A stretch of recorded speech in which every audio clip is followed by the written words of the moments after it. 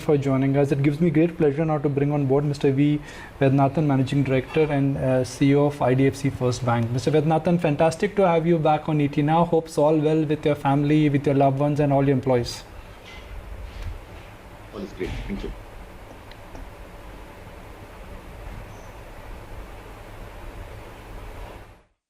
Are you on the show? Normally when we start our quarterly result reaction, we excessively focus on the quarter gone by and then we look at fine print of all the numbers. But today I want to start with what's happening in the banking sector. The view is split right in the middle as to where the banking sector is headed. One side you got on moratorium, things are looking up, and the other side you got NPA concerns and lending, which is not happening. What is your view on the banking system? I'm asking first the banker, and then I will ask the CEO of IDFC FIRST Bank on specifics. Okay, thank you. My sense is actually things are improving. Maybe because we are so, metro focused, and many of us live here, we tend to see some of these numbers, specifically Maharashtra or Delhi. But actually, in the rural locations, we are finding that numbers are looking very much better. And we'll talk about moratorium numbers, which have reduced from 100% to 15% just in 3 months. So clearly, rural economy is humming because of many factors. Government has infused money there, and that economy is doing okay. Now, with regard to the urban economy, of course, there are mixed reviews. But eventually, these things will settle because there is so much of money flowing into the system. Government spending is happening. I really think things are improving.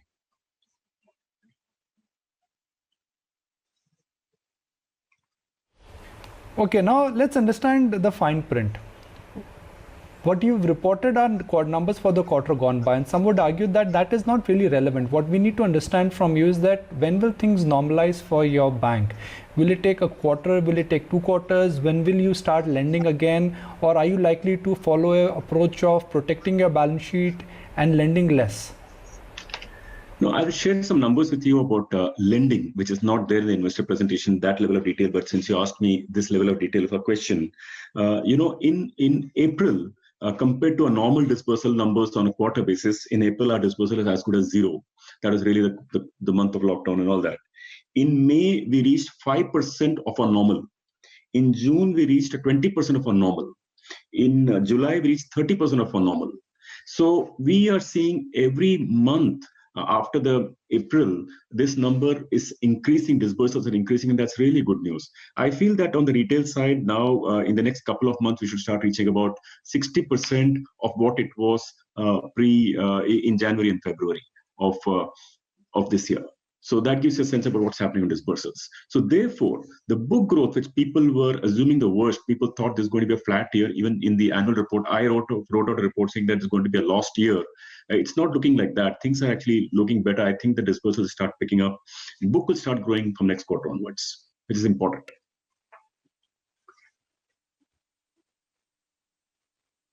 Okay, fair enough.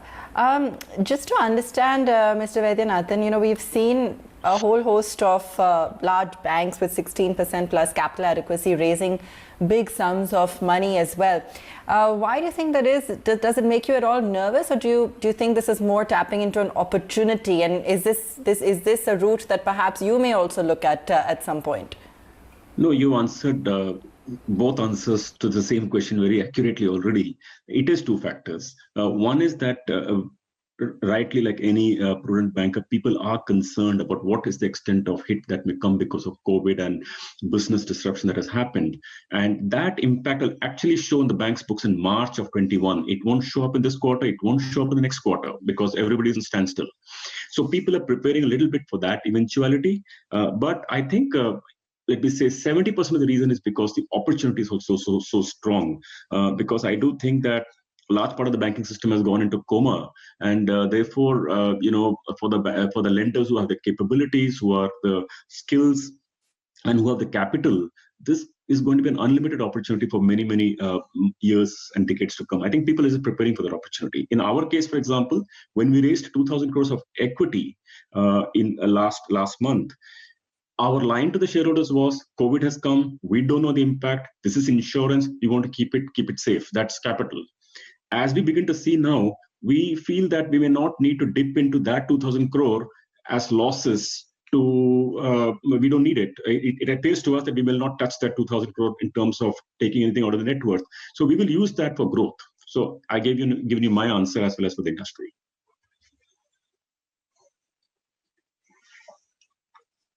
When it comes to credit growth as well, where do you see it picking up? Which segments, or where would you still be cautious? Your morat has fallen, of course, from 35 to 28%, but it's still relatively higher than your peers. So, as you've described the overall situation, but if you break it down for us a little bit in terms of segment-wise and where you really see a caution versus a growth. Okay, let me take this question of moratorium separately because it deserves a specific answer. But let me answer the first question: where do we see growth? Our first, flush of, pardon me, our first flush of growth has come from the consumer side. We saw that on the consumption side, basically personal credit, air conditioners, televisions, refrigerators, etc. That is just lifted off. It's come back to close to about 80% of pre-COVID, 80%, mind you, of January, February. So that's coming back pretty well, at least in all the areas where lockdown is lifted. That's good news. What is lagging? What is lagging is the SME credit. Therefore, I call it a bit of a two-speed stuff because SME, for example, loan against property, for example, SME unsecured lending, that business is barely like 20% or 15% of what it was in the peak. So one is 70, one is 15. So SME is lagging. I do think that once consumption picks and that pulls demand, SME will follow with a lag. I give it 3 to 6 months.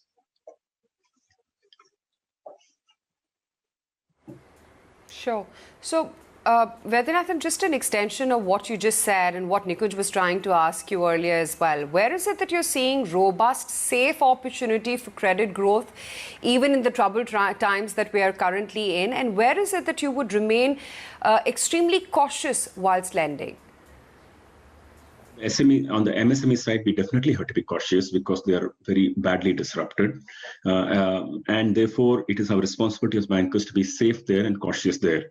So if we don't relax the credit norms, I told you numbers are down, straightforward are down to 20% of pre-COVID. But where we can be confident and bullish is on the consumption side. Because end of the day, the salary growth of the destruction of formal jobs has not really happened as it was feared. People thought the world's collapsing. That's not really happened. So if a personal credit of a salaried employee is wanting personal credit, it's fine, it's safe. You go to any of the top tier companies like Infosys or Wipro or even the tier 2, tier 3 companies, you lend to their employees, you're fine. So that is safe. Your consumption spending is normally safe because why do people consume? People consume if they believe, take a loan for consumption if they believe they can pay up. So I think that portion is safe. SME, we should be more careful. And on the manufacturing side, the corporate credit side, the people who are companies are rated A, AA, AAA, they're all fine. They have enough cushion in their lives to live through a crisis, and it appears to us that they will live through it this time.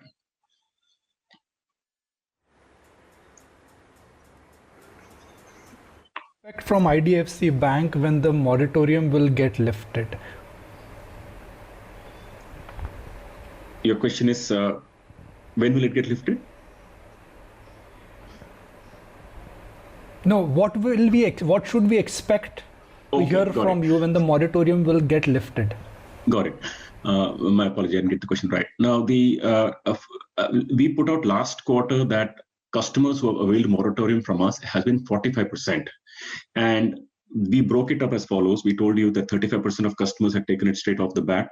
Balance, we gave them suo moto in the rural market. 100% of the customers we gave moratorium and those combinations. Now, that number of 45% has come down to 28% this quarter. Now, 28, you might argue, is higher than maybe some other reports that came through from other banks, etc. Our sense is that we have been liberal. We claim ourselves to be a customer-first organization, and we want to follow it.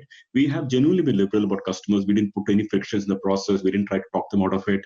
So basically, we have been liberal in giving moratorium. Secondly, our customer profile is such that they do, they may have stress in their repayment capabilities because of the COVID crisis, and therefore we believe that the moratorium stays about 28%. Now, our sense is that if we have been liberal, I don't regret it at all, because these are retail customers. When the cycle comes back and cash flow comes back, they will pay. And therefore, we should not look at 28 as a very big problem. We should see it as what has been given in the interest of the customer, and things will come back. So we have given a guidance that by end of August, we think that the pace at which collections are coming in, because frankly, for the last 15, 20 days, collections have been very good. And at seeing that pace, by end of this quarter, we think moratorium numbers should come down to about 10% for us. Now, give or take, maybe you could call it 10 or 15%. But I can say that our portfolio is very good, of really high quality. Our collection capabilities are strong. So no investors need to have any worry on this front. We have planned it that way.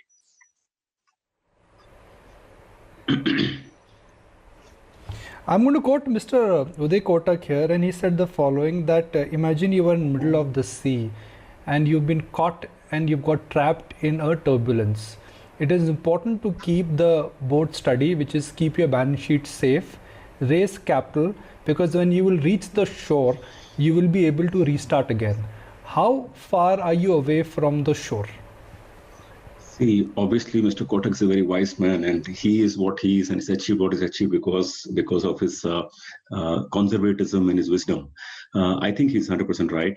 How far we are from it? Definitely, with the 2,000 crore of capital that we have raised, we feel very, very safe, because the CET1, just core equity capital itself, that is shareholder capital, is 14.5%. We have not raised any tier 2 at all yet. I mean, it's very marginal. We have headroom to take it to maybe for 17-18%. So really, we feel very comfortable. I gave you a short answer earlier to say that the 2,000 crore that we raised, are we expecting to touch it? The answer is no. Are we expecting to post any losses next quarter? To give us a very straight answer, because you might worry because of our past track record of 6 quarters. The short answer is no. We expect that next quarter also to be a profitable quarter for us. We'll only accrue to capital. And we should watch out really for March of 21, when when eventually the book will show. And at that point of time, we believe we have enough time to collect from our customers. So the short answer is we don't expect to use our capital for losses anymore. We're going to use it only for growth. That's a great point. So my immediate follow-up question is that you've raised capital and you will not be utilizing that capital because you don't need to do write-offs in front of it. But Correct. The other fallback of this could be that in a low credit environment, your return ratios, because of the fresh capital which has come down, will remain depressed. So how would you counter that? No, thank you for that question. It's not only because we raised fresh capital, it's also that, to be straightforward with you, that the core earning pre-provisioning operating profit of the bank was actually quite low traditionally, because this was an infrastructure bank and yield on infrastructure was low, cost of funds was high. So it was a low, low PPOP entity in that sense. Now, let me tell you how this will get fixed and how this will get better. I can say that incremental, our cost of funds is less than 7% now. It's like close to 6.8% incremental. And our incremental lending, at least on the retail side, is like close to about 15 or 16%. Different products are a different zone, but let me give you on an average. So that's like a 7 or 8% or incremental net interest margin. Now think about it. If any entity incremental machinery is very, very strong and you build on it for years and years and years, it has to become tremendously profitable. So this core machine making strong PPOP is on its way. Last quarter to quarter, year to year basis, our PPOP is up, pre-provisioning profit is up 69%. This is excluding treasury income. We got a bit of a bonanza on treasury. If you take it out, also it's 69%. I believe this story can grow. Okay, last question, Mr. Vaidyanathan. Every sector, whether it is locally or globally, has seen a massive consolidation. What do you think it means for the structural story of MSEs and SMEs? Because post-COVID, some MSEs will not survive, some will struggle, some will perhaps not, some don't have technology and some don't have the ability. Now, given that SME and MSE have been backbone of India, and that's one space where you've been lending aggressively, and that's been your USP, if the change of the economy is going to cause a permanent damage to that sector, what will happen for banks? What will happen to your priority towards that? And in general, how will that change the dynamics? I'm often very disturbed about this. When the big gets bigger and bigger and bigger and the small gets crushed.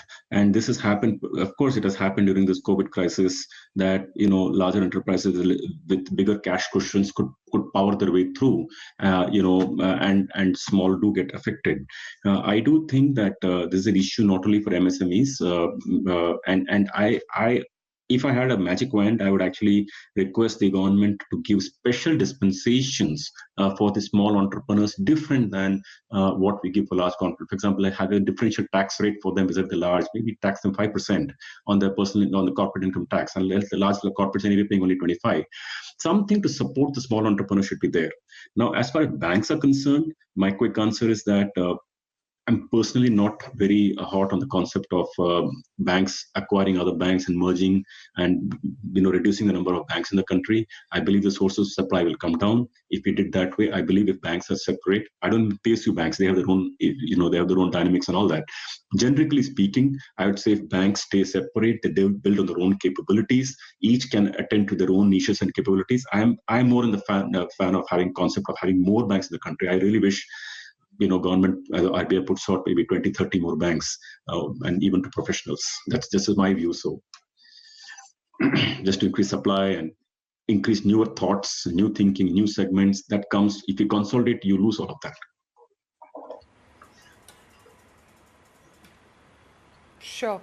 Vaidya, I just want to talk about, the RBI releasing its financial stability report over the weekend, on Friday actually, and stating that, gross non-performing assets ratio of all scheduled commercial banks may actually increase from the current 8.5% in March 2020 to 12.5% by March 2021. Do you think what we're seeing, or rather what's not being reflected in the Q1 earnings, could be a big red flag in terms of NPA reportage by banks across categories come Q2?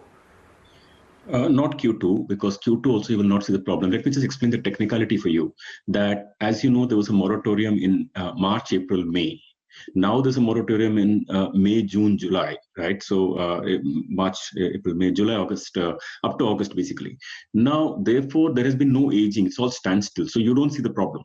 You won't see the problem in the September results either, for the reason it's not aged enough. You will see some bit of a problem in December, and the real problem you'll see in March of 21. I don't mean it will be a big problem, because by the time things could sort out also. So that's a short technical answer. Now, specifically, how badly is this whole story disturbed? I would say that the government's emergency credit line guarantee scheme has been a good success.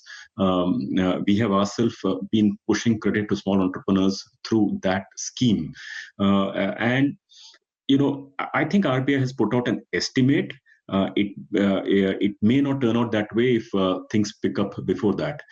I feel that if we are a sample, our own organization is a sample, I don't think we are getting that bad.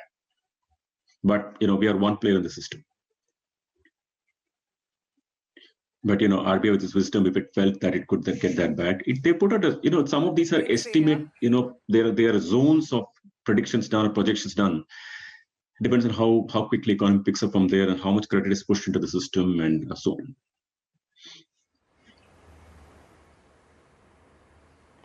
Okay, maybe we should do a longer format show on what's going to transpire in March 2021, and we'll definitely contact you for that. I just wanted to understand, Vaidya, if things are on a personal level as well, back to normal or not, while business surely is. Are you back to the whirly sea-face jogs?